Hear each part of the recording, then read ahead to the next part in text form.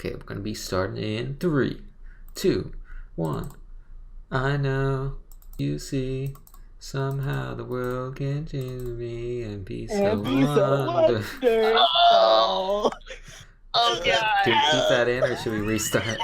Keep that in. Keep that in. Keep that in. Oh, it's so awful. Hey, welcome to Manga Graveyard. Speaking of Hey. awful, this is our show. Speaking of not actually awful, the manga we're reviewing today. So this week we did Love Rush, which is by, hold on, what's his name? Ryouhei Yamamoto. And real quick, the description of Love Rush. Reiji was born with a rare Ubermale gene. Now all the girls, human and not, are after him. So you know. So we solely picked this upon reading the summary and hearing the words Ubermale Gene. Was totally the selling point for us. But what to I review wasn't this. expecting was feels. And quality. And Yeah, before we like get to yeah, that, more about but, yeah. Ryouhei. yeah. This is Love Rush was his second manga serialized. His first one was also canceled. But it seemed to go farther, like 30-ish No. chapters. No, I've seen it for about 13. E-Robot? Oh no, well, I'm talking about the first one. That is his first one. The first one's E-Robot. Yeah, Oops. E-Robot's his first one. That one went for 13 chapters, and then the other one, which is ongoing, Saotome Shimai wa Manga no Tama Nara, is ongoing at like 31 chapters, and the rating's a bit better. On my anime list, it's like almost a 7. Yeah. So that's good. Yeah, so Tome Marinara seems to be doing really well in Shonen Jump Plus. Okay. So chapter 1, who wants to do this? Chapter 1 impressions. So, I mean, not a lot happens in chapter 1. It's mostly a setup chapter. It gives us our very small but relevant backstory of our main boy, Reiji Hakuba, who's tested positive for a very unusual gene, what they call the Ubermale Gene. And basically, the idea is that it endows its carrier with a strong power to attract women. And the way that manifests, apparently, is every female has some sort of ocular illusion when looking at him, and they see like the perfect stud, quote unquote. Even though their eye. the little picture of him in their vision is just him with a larger nose. With a Like, pointy nose. A It's pointy great. nose and eye sparkles and like more softer hair. That's really the only difference. He's not ugly or anything. He's a typical looking guy, but they just see him as more studly, quote unquote. So for the longest time, it was mostly just, elementary school girls, then middle school girls, then high school girls, throughout the stages. But then, with the verge of his 18th birthday, finally, the first supernatural female approaches in an honestly really impressive looking panel of her descending down, and turns out her name is Kokoro. Rococo, a Cupid. She's actually the Cupid princess, and she is down there to marry him. Now that it's his 18th birthday. But he has a crush on his childhood friend. Yes. Shizuku. Shizuku. I have the name right here. Where is that? Shizuku Ichinomiya. Who is, yes, his childhood friend who lives across the street that practices karate. She's a more aloof type, and she always just sees him as like also a childhood dense. friend. Yeah. Yes. She's also incredibly dense. I wouldn't know. See, here's the thing. I actually was... We'll get into that in the likes and dislikes. I wouldn't call her dense, though.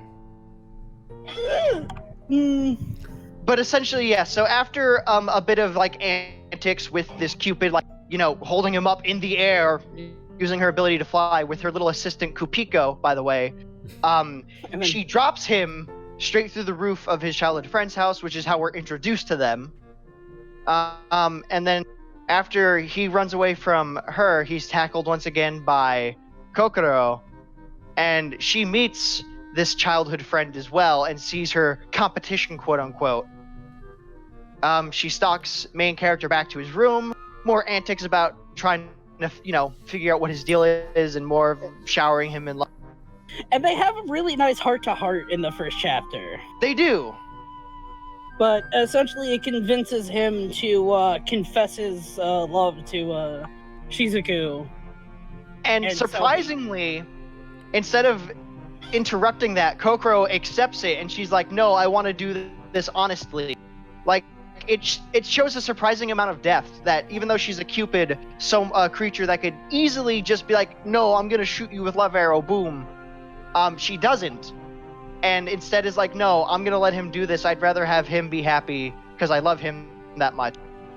Like, it's actually, like, surprisingly fine. But the chapter ends with our main character's confession being interrupted by literally an entire park.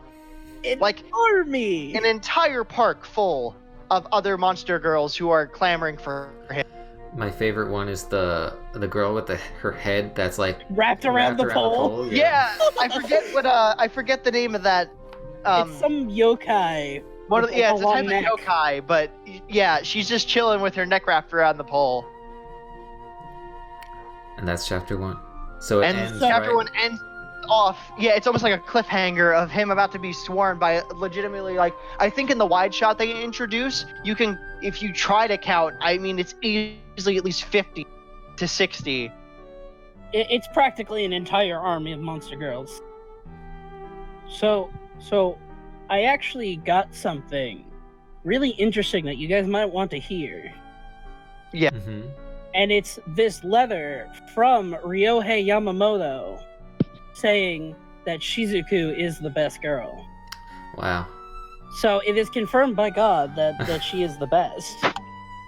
Which Word of God. I'm glad to hear, because I also agree. I honestly, I actually am like up there with that agreement, except I just like Reiji's mom a lot more. Reiji's mom's so cool.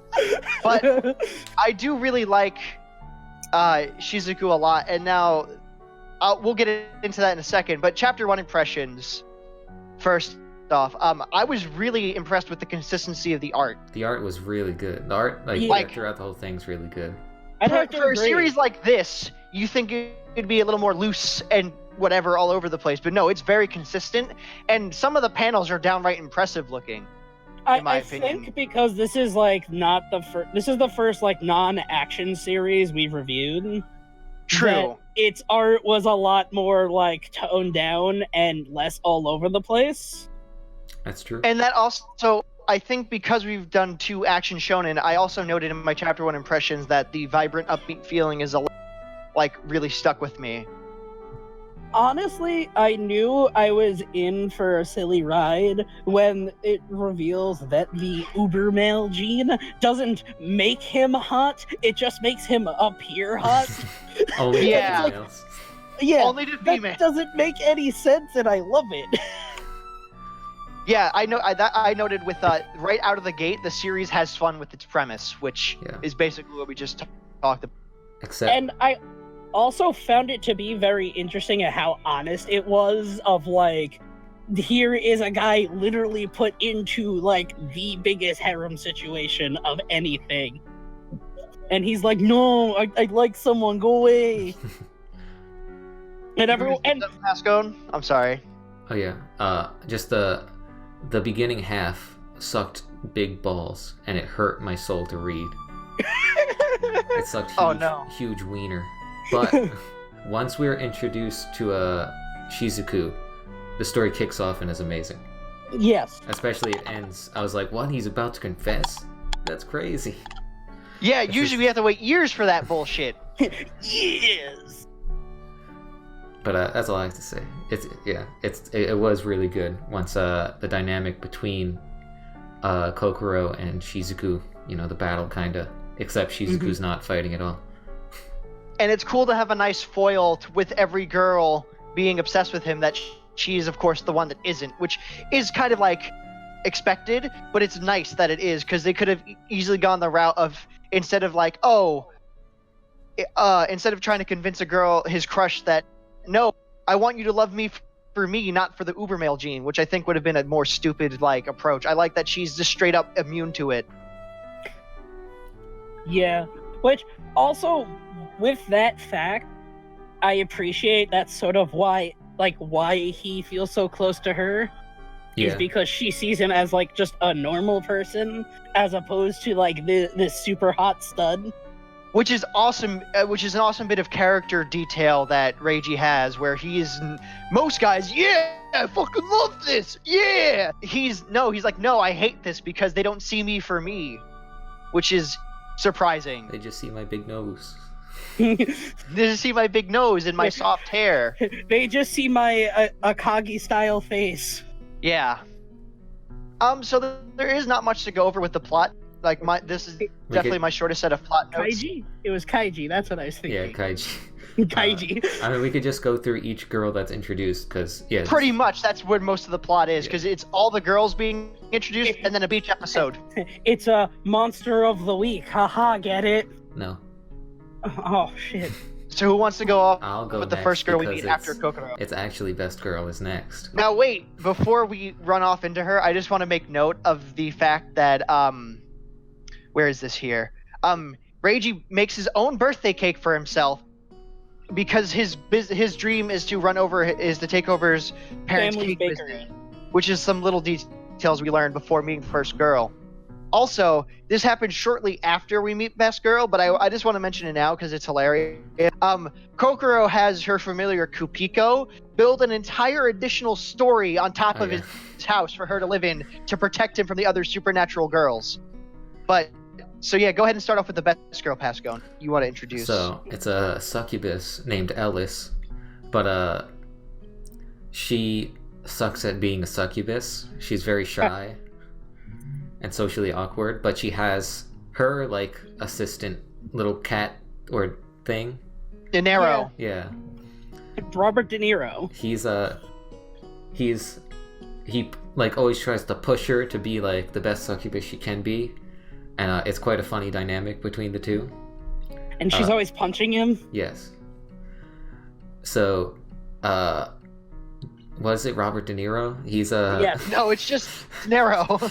Yes, it's just Robert De Niro. So he basically kind of convinces Ellis to use her succubus powers on Reiji to kind of make him fall under her spell so she can kiss him, because for supernatural beings, kissing someone is basically contract. Yeah, it's getting married to them, basically. But then he gets out of it by remembering the real Best Girl. Yeah, so he gets over somehow the succubus charm, even though that's impossible, because he loves He just Suzuki punches so much. himself. He knocks himself out in order to refuse the succubus charms, which is hilarious. And that's basically And that. after that, Kokoro swoops in to help him out, and after a slight hey, stop doing that, it reveals that she's bad at being a succubus and she's being made fun of for it. But then once Reiji finally wakes up, he tells her basically, hey, believe in yourself, you can do it, good pep talk stuff, and she joins the crew. Not really, she kind of leaves for a bit. She only comes back to the beach episode. Well, yes, I say quote unquote joins the crew because she's also there for the pudding episode. Oh yeah, that's when she comes back. The one-off chapter. They're all one-off chapters. Well, yeah, but For the most essentially part. that's how she ends up as quote unquote part of the group.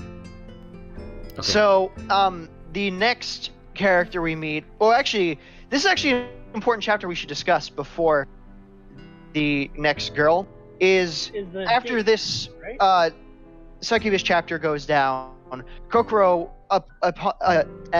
in addition to building the extra story in his house, infiltrates his school, though that doesn't really go anywhere. It only helps us serve this one thing where after confessing to Shizuku, she actually runs away because she's not sure how she should feel, and it's basically she kind of has a heart-to-heart herself with Kokoro about how she feels. And the thing is that she's not so much dense as she's so much like doesn't really get the different types of love that separate, like outside of parental love and family love. She doesn't really get like why her love for her childhood friend is different and should be romantic. Well, the reason why I called her dense is because he literally, like, confesses to Kokoro the type of girl he likes is literally just her, and she's like, yeah, you know, I'm hungry.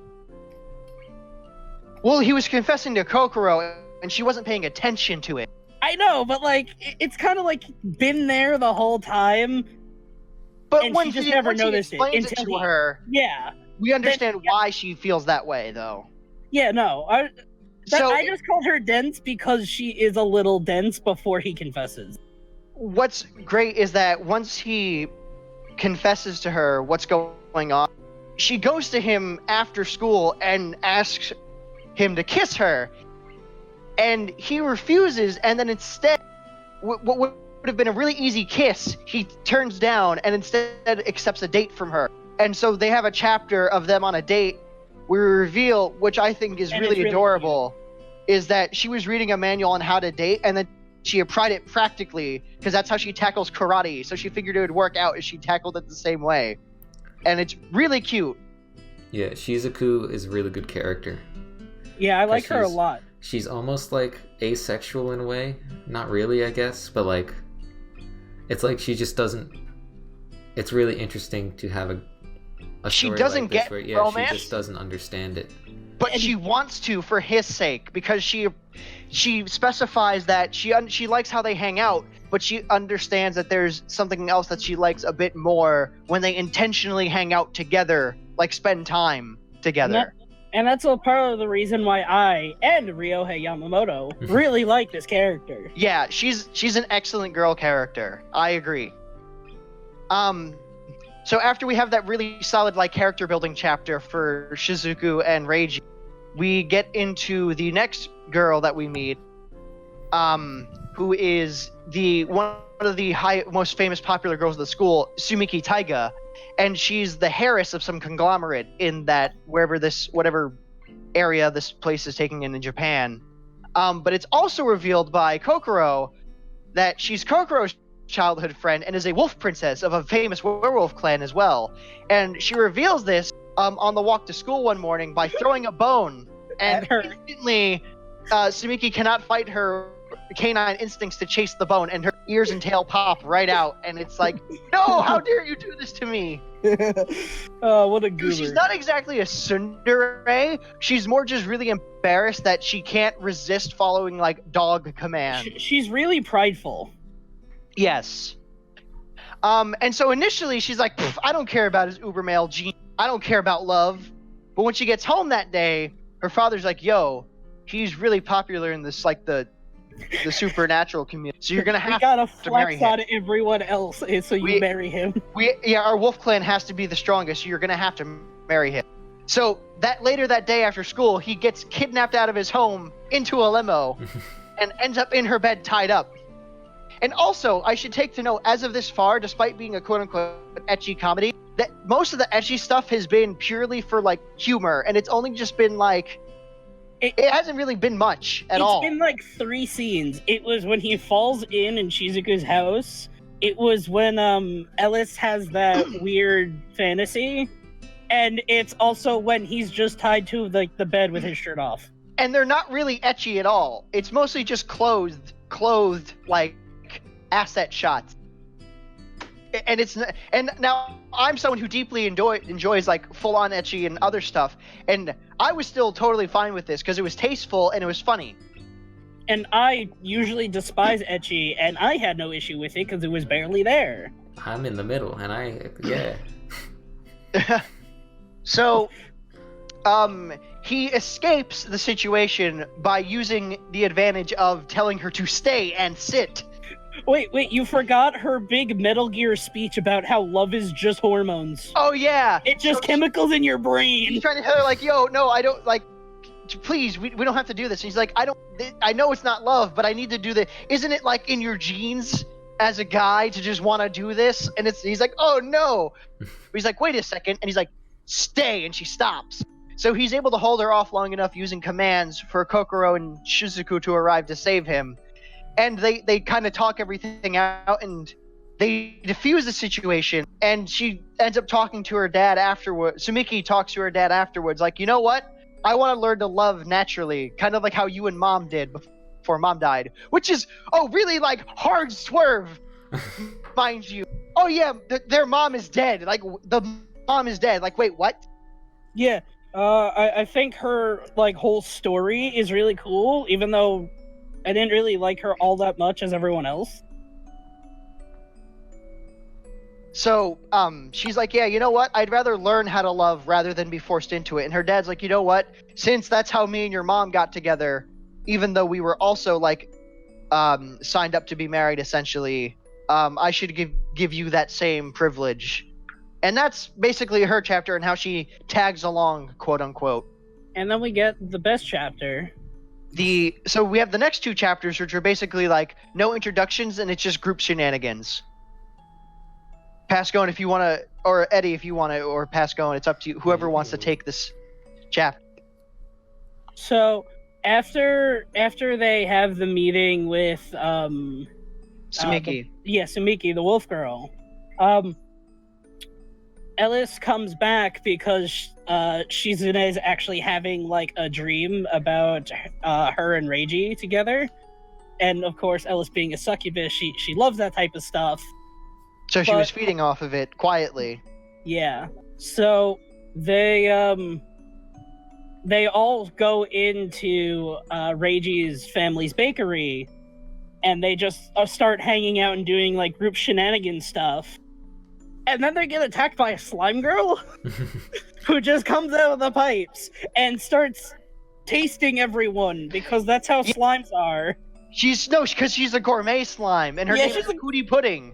Yeah, Pootie Pudding, pudding slime. Yes. So her whole deal is like, oh, I don't want to get engaged to him or even take or attack him. I just want to taste you guys. Ooh, and she starts tasting everybody. And this is the most ecchi the series gets because it's slime tentacle stuff. But even then, it's not even that ecchi because there's no wet clothes, and that's about it. And then so Reiji gets swept up, everyone gets swept up, the pudding monster's like eating everyone. And then Reiji's mom comes in and is like, hey, stop that. And then fucking Pootie Pudding says no. And then Reiji's mom gets mad and in like 2 seconds makes a wedding cake and then throws it at the slime and it blows up. Yeah, Reiji's mom whips a gigantic wedding cake out of nowhere and slams it into her, leaving Ellis, Kokoro, and the slime like in a sweets coma.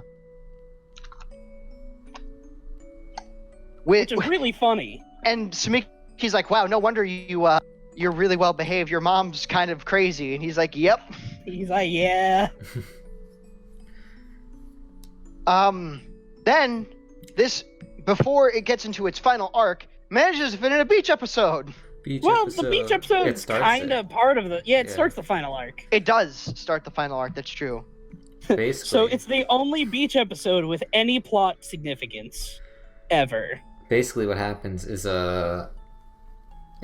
beach stuff, and then Reiji and Kokoro kind of brings Reiji out to like the deeper part of the ocean, and they're in a tube.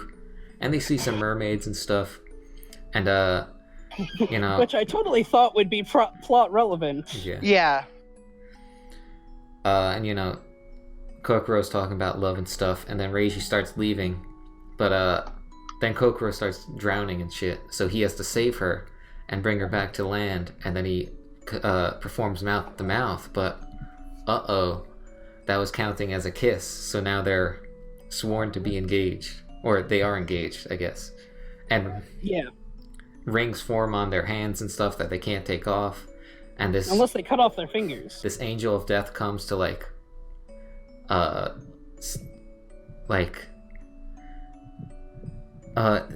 they're a part of the engagement oversight committee. Yes. And they're there to tell him basically, hey, within the next 7 days, you guys will be married. Yeah, so now they have to figure out how to fix this, because neither of them are happy. Even Kokoro, who wanted to be with Reiji, she was like, no, that's not fair. Which is another surprising sign of death from her that I like a lot, where she's like, no, I didn't want it to go like this. And they go into like kind of some of what Shizuku feels, and how she is extremely jealous. Yeah, but she doesn't really show it, and she gets approached by the Angel of Death because the Angel of Death wants to kill those feelings or something, or like eat them. So essentially, what was happening is like, she has those feelings for Reiji, but there's a lot of negative feelings in the sense of she is actually jealous and she is anxious about like loving him, but she's only because, and she like basically she buries them. And so what the Angel of Death would have done was feed off of that and kill which would have killed her love for him in the process. Yeah. Which Kokoro flies in and stops. Which is a theme for this, is that she just kind of dive bomb into things and they work out. Yeah, so it's kind of messed up too. Like it gets dark for a second because she's like in her own dojo like meditating and shit. And she sees like she's thinking about everything, and then she sees like Ellis or something in the middle of the drowning in the darkness, and then it turns out to just be like an apparition that Water Lily, who is this demon, is making, and it's like, oh shit. Mineral water. Yeah, mineral water as she calls her. But what happens is, yes, Kokoro swoops in to save her and is telling her like, hey, look at me, I'm trying like super hard to get Reiji's love and it's not working out, but that doesn't make me upset or put me down, so you shouldn't give up either. And during this like heart-to-heart, Reiji gets there, and by the way, at this point the other two characters done, you never see them again. Ellis and Sumiki. But any case, the Water Lily is not satisfied with having her thing interrupted, so she goes for another attack, which Kokoro pushes Shizuku out of the way of, and she gets her heart stabbed. Not her real heart, like it's actually like a cartoon heart, but to represent her love, quote unquote. And then they like get sucked into it and go into her memories. Yeah. Yes. Shizuku and Reiji like reach out to grab it, and it turns out that Reiji met Kokoro when they were younger, because Kokoro couldn't fly just yet as a Cupid, which was foreshadowed a few times throughout the series, which I didn't realize until I went back and read it. I didn't realize it at all.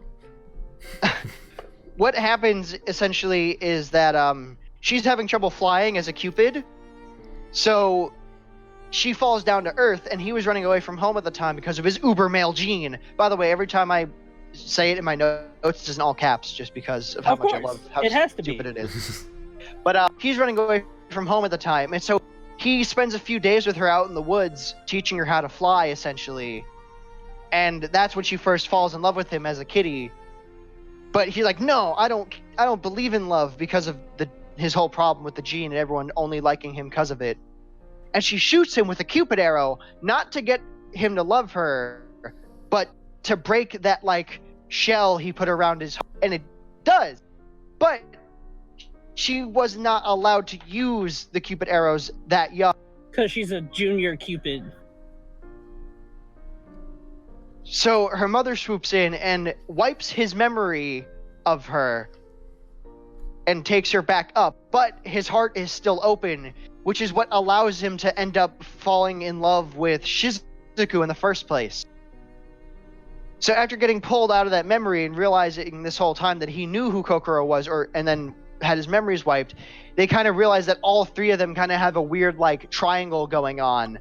And it's so cute. It really is like super feels. Because the idea is that without Kokoro shooting him and opening his heart, he wouldn't have fallen in love with Shizuku. And without his love for Shizuku teaching him to like be there for people and such, he would have never have helped Kokoro in the first place, and he also would have never basically talked to Kokoro at all. And so Shizuku, Kokoro appreciates Shizuku for this, and right then and there, Kokoro is there shaving Shizuku from Waterloo. So they kind of fall together in like this big triangle. But since he now sees these memories again, she's like, hey, look, they're probably not going to let me stay here anymore. Kokoro, of course. And it's like, oh no! So what they do is they spend one last night together, like hand in hand with all three of them. Their rings go away. Yeah, the rings that magically appeared go away. Technically, so that means the contract is voided. So Reiji no longer has to like be engaged to Kokoro, and the series ends off that next morning with Kokoro leaving them behind and like monologuing as the two of them like slowly wake up hand in hand and like officially announce their love for each other. And that's how it ends. I was not expecting the fucking feels out of this shit at all. Yeah, it's crazy how he brought such an amazing ending for such a short series. Yeah, like even without an epilogue, like it's wrapped up in such a neat bow, despite how quick it comes because of the short nature of how many chapters there were. But it's a really like they took, instead of just mashing an ending into one chapter, they spread it out through 3 chapters. Yeah, some series could learn from something like that. Especially when they're getting canceled and only have such an amount of time to end their series. Yeah. Yeah, this series impressed me. I did not expect it. Yeah. We totally swung into this thinking it's going to be some ecchi garbage with the Ubermale Gene, and it was way more. I would go on a limb and say that so far, with only 3 episodes in, this was my favorite thing that we've read so far. I agree. It has the most potential out of all of them. It has the best characters, most well thought out characters. Yeah. Like, in retrospect, it definitely could have fared more for more chapters. Like, and now comparing it to the other 2, I can see that despite it having even less chapters, it managed its content. And I want to say they were long chapters too. It wasn't just like 15 pages and boom, chapter over. Like there's like at least 25 pages per chapter? I want to say somewhere about like 20 or so. They were long chapters like with content. And there were a lot of good character bases, and they all announced that they had goals they wanted to achieve, which we could have definitely seen their growth with. Mm-hmm. I think when it comes to characters, well, the other ones had a few characters that I love the concepts of, and of course, due to their short nature, didn't really get the full execution. This one definitely gets marks for like executing well right off the bat. Like, the fact that, I don't know, it's something about these newfangled harems that are coming out where they're not really harems anymore. Like, right. Like, because by the end of the series, there's still only 2 girls that actually like him. The other 2 just kind of have admiration more so than genuine feelings. They even admit that, like, Ellis admits that she's just a friend now.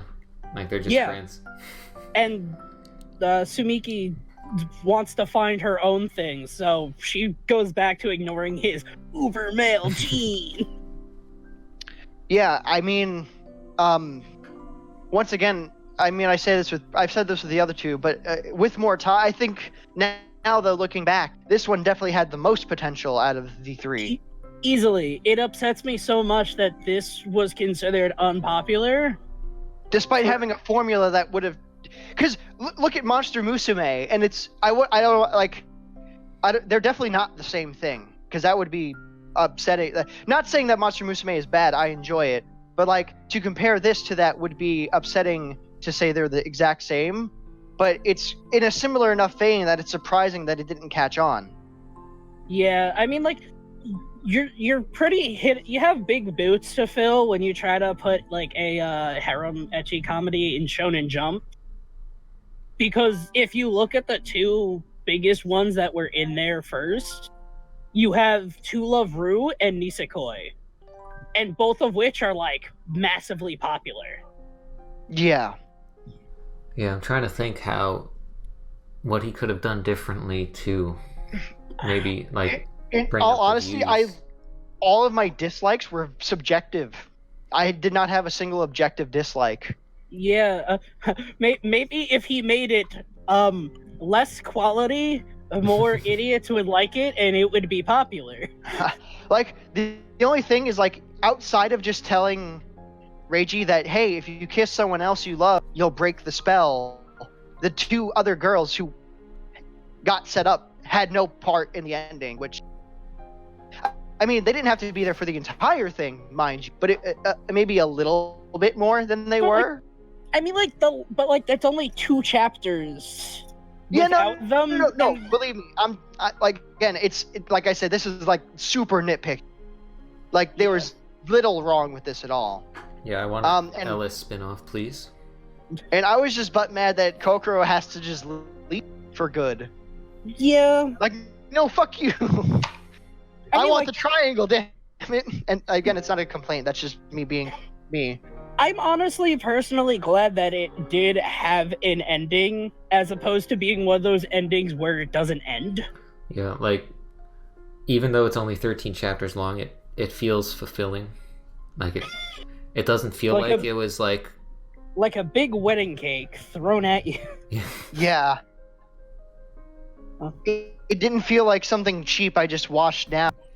Like Zombie Powder had no ending at all, didn't try. No, yeah, there was no payoff. Hi-Fi Cluster, it had that epilogue. That epilogue that, time skipped. But this, it just seamlessly went into the ending, and it felt like even though it wasn't supposed to end there, it felt like it was supposed to end there, to me at least. Like, it felt like a whole package, kind of. Yeah. Looking back on it, that I feel like he had that, like, ace in the whole, like, his ace up his sleeve with that whole beach arc. Yes. Mm-hmm. Because it was a really good segue into the final chapter. Yeah, I mean, he had experience with a canceled series that we haven't read, but we might. Yeah, it'll be on the list. But I feel like he definitely knew that if something were to happen, this would be a good way to wrap everything up without leaving anyone disappointed. Except for me, who just wants more. Maybe we should read his newest one for enjoyment instead of this, and hopefully it's just as good. Yeah, I would be absolutely fine with checking out another one of this person's series. Like, I was quite impressed with the quality, despite it only being 13 chapters, and despite the outward appearance of what it was going to be. It was a surprise, a pleasant surprise. I think I would give it an 8 out of 10. I would probably give it, probably an 8 out of 10, maybe higher. Ooh. Because, after all, my favorite character won. And that's all that matters to me. Also, Ryouhei Yamamoto. Ryouhei Yamamoto. My close friend. Yes. Also won because his favorite character won. Yeah, I mean, I'm gonna have to give this a solid 8 out of 10 as well. For a lot of the same reasons, and I can't stress enough how much I love the Ubermale Gene, for one. It's really funny. It's the reason we read it, and it didn't disappoint. 2, I cannot stress so much how amazing the characters were, not because now, again, we didn't get that long to talk to them, but they all were not like horrible characters in the sense of like with Kokoro, she had every chance she could have to just easily steal him away and didn't, and she refused to take the easy way out. The male character was not a dense idiot, and he refused to take any of the easy ways out that were handed to him. And our main girl was actually just, instead of being affected by his gene and just being in love with him more normally, actually wanted to discover that love for his and for her sake, so she could understand why loving him romantically is different than loving him as a childhood friend. And just all the characters around had really good setups for like character growth, with whether it was Sumiki with wanting to find her own love rather than just go along with things as normal, or with Ellis wanting to be the best succubus she can be. It's just all the characters are great. Yeah, I would definitely recommend it, even though it's it's so short. You could read it in like an hour. Yeah, it's actually like a complete package. It feels. We also did forget to mention that this was also a Jumpstart series. Oh. So so those aren't really looking the best. they don't do what they say. I don't know. Even though it was canceled, I wouldn't call it a Jumpstart failure. Yeah, he does have another series that's currently going for 30 plus chapters.